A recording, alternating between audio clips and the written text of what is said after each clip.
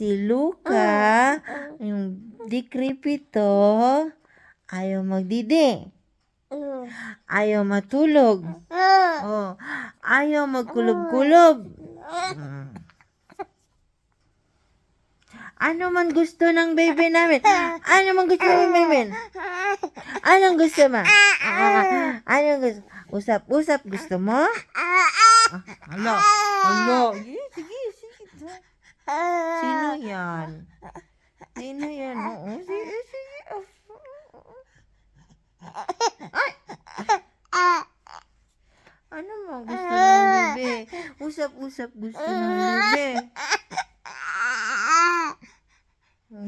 Masakit yung ko. Masakit yung...